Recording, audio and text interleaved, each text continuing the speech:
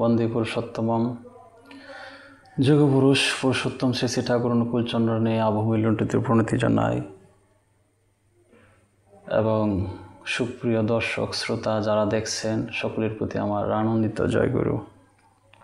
আজ আমরা ঠাকুরের দিব্যলীলা হতে তার এক ভক্তের জীবন কাহিনী হতে কিছু লীলা সম্পর্কে আলোচনা করব। ঠাকুরের সর্বোত্তম লীলা ক্ষেত্র আমরা বলতে যে স্থানকে চিনি সেটা হলো পূর্ণভূমি কুষ্টিয়া ধাম। সেই কুষ্টিয়া ধামে তার অসংখ্য লীলা পার্ষদ ছিলেন। তাদের মধ্যে অশ্বিনী বিশ্বাস, বীরু রায়, পূর্ণচন্দ্র কবিরাজ, সতীশ জোয়ারদার, প্রফুল্ল রায় এবং ডাক্তার বাবা গোকুলচন্দ্র মণ্ডল উল্লেখযোগ্য। তাদের মধ্যে একজন অন্যতম ছিলেন, তিনি ছিলেন ডাক্তার সত্যদত্ত। এই সত্যদত্তকে নিয়ে ঠাকুরের এক অপূর্ব লীলা রয়েছে, যেটা আজকে আমরা আলোচনার বিষয়বস্তু। কুষ্টিয়ার আমলাপাড়ার প্রখ্যাত ডাক্তার ছিলেন ডাক্তার সত্যচরণ দত্ত। বয়সে তিনি ঠাকুরের থেকেও অনেক বড় ছিলেন। ঠাকুর তাই তাকে শ্রদ্ধা করে সত্যদা বলে ডাকতেন। সত্যদার লম্বা চওড়া বিশাল চেহারা ছিল। যৌবনকালে কুষ্টিয়ার গণমঞ্চে অভিনয় করতেন তিনি। কর্ণার্জুন নাটকে কর্ণের ভূমিকা তিনি পাঠ করতেন এবং কর্ণের যে চরিত্র সেটা তার ঠিকমতো একেবারে বাধা ধরাই ছিল।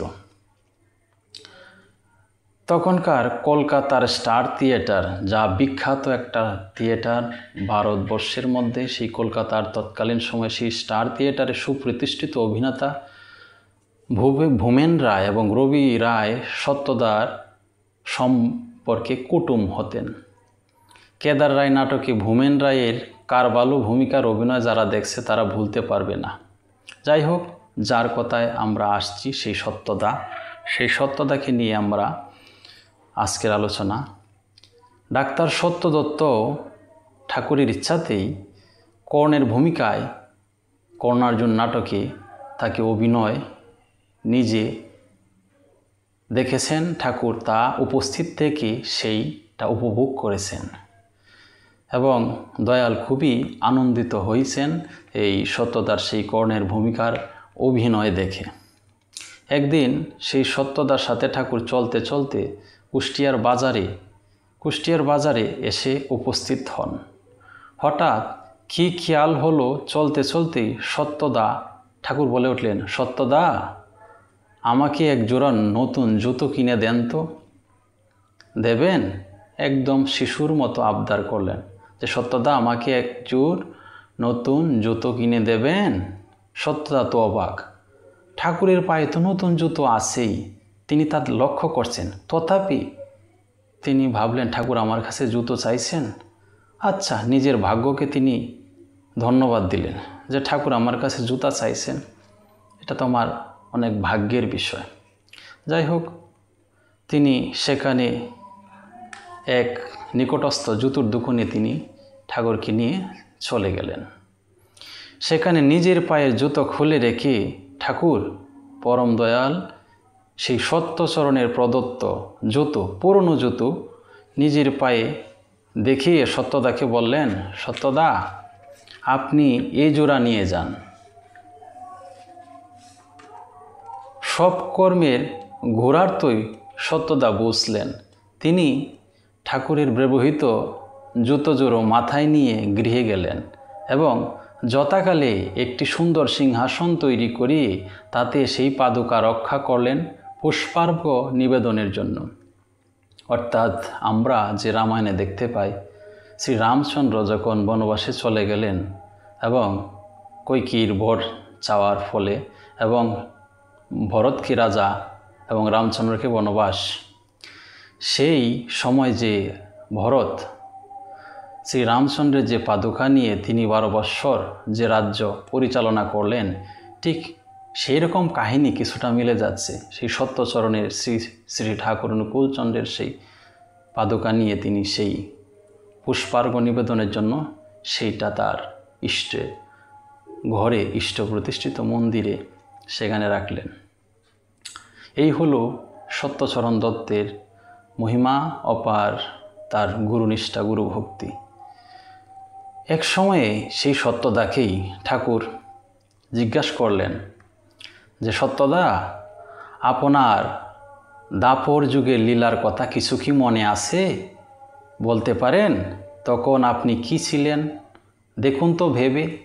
সত্যদাকে ঠাকুর প্রশ্ন করছেন, কিন্তু সত্যদা তো এরকম সেইরকমভাবে কোনো রকম প্রতিবাদ না করলেন না, যেন শ্রীগুরু লীলাসঙ্গী হয়ে তা পার্ষদ হয়ে এসে থাকা অবান্তর কোনো প্রসঙ্গত নয়। তিনি জিনিসটা প্রকৃতপক্ষে তার মাথায় তেমনভাবে খেয়ালে নেন নাই।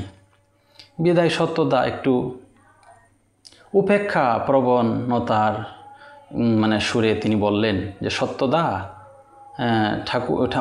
বললেন ঠাকুরকে যে, আমার মতো লোক কি আর হয়ে থাকবো ঠাকুর, কোনো পাইক পেয়াদা বা বকরন্দাজ হয়ে এসেছিলাম হয়তো।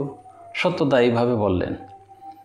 তখন ঠাকুর প্রতিবাদী কণ্ঠে তিনি উচ্চস্বরে বললেন, না সত্যদা, তা নয়। আপনি দাপরে অবতীর্ণ হয়েছিলেন প্রচণ্ড প্রতাপান্বিত পাণ্ডব সেনাপতি সাত্যকী রূপে। আপনি ফেলনানুক নন, আপনি তার নিত্যকালের লীলাসঙ্গী।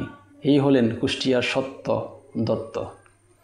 এখানে লক্ষণীয় বিষয় যে শ্রী শ্রী ঠাকুর সত্যদাকে বললেন যে, আপনি ফেলনালুক নন, আপনি দাপর যুগে সেনাপতি সাত্যকী রূপে, পাণ্ডবদের সেনাপতি রূপে আবির্ভূত হয়েছিলেন।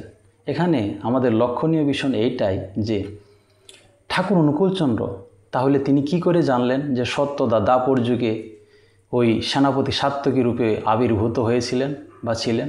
তার বোঝা যাচ্ছে যুক্তিযুক্তভাবে আমরা যদি একটু সাধারণ তত্ত্বগত জ্ঞান না থাকলেও হবে, কিন্তু সাধারণ জেনারেল নলেজ দিয়ে যদি আমরা বিচার করি যে এর ঠাকুর অনুকূলচন্দ্র সেই দাপর যুগে তিনি সেখানে উপস্থিত ছিলেন এবং তিনি ছিলেন বিধায় তিনি সত্যদা যে সেইখানে সাত্যকী রূপে সেনাপতি রূপে এসেছিলেন, বা রয়েছিলেন বা যুদ্ধ করেছেন, সেটা তিনি দেখেছেন। বিধায় এটা প্রমাণিত হয় যে শ্রী শ্রী ঠাকুর অনুকূলচন্দ্র সেই কুরুক্ষেত্রের যুদ্ধেও তিনি ছিলেন এবং তিনি ছিলেন অর্জুনের রথের সারথি রূপে, সেই শ্রীকৃষ্ণ রূপেই তিনি ছিলেন। বিধায় তিনি সেই যুদ্ধে তিনি বলছেন যে তুমি তারই লীলাসঙ্গী, অর্থাৎ তিনি নিজেকেই বলতেছেন, নিজের সেই সত্তাকে ইঙ্গিত করে বলতেছেন যে তুমি তার নিত্য লীলাসঙ্গী, এই যুগে তুমি সত্যচরণ দত্ত রূপে পার্ষদ হয়ে এসেছ। কিন্তু সেটা তিনি মুখে প্রকাশ করেন নাই। কিন্তু এটাই হইল যে মহাপুরুষদের যে আত্মপ্রতিষ্ঠায় উদাসীনত যে ভাব, তিনি কখনোই নিজের প্রতিষ্ঠা চান না। তিনি সদা সর্বদাই পূর্ব যে অবতার পুরুষ মহাপুরুষরা রয়েছেন তাদেরকেই তিনি প্রতিষ্ঠা করে গেছেন এবং করছেন তার কর্ম জীবন বাণীর মধ্যে। তাই তিনি বললেন যে পূর্বতনে মানে না যারা, জানিস লিচক ম্লেচ্ছ তারা। আগেকার যে মহাপুরুষ অবতার পুরুষ যারা যে যুগে এসেছেন সকলেই জগতের মঙ্গলার্থে এসেছেন, সকলকেই সম্মান করতে হবে, মানতে হবে। এটাই হলো আর্য ধর্ম, এটাই হলো সনাতন ধর্মের মহিমা। সবাই ভালো থাকেন, সুস্থ থাকেন। জয় গুরু। ভালো লাগলে চ্যানেলটি সাবস্ক্রাইব করুন। সবাই ভালো থাকেন, সুস্থ থাকেন। জয় গুরু। বন্দে পুরুষোত্তমম।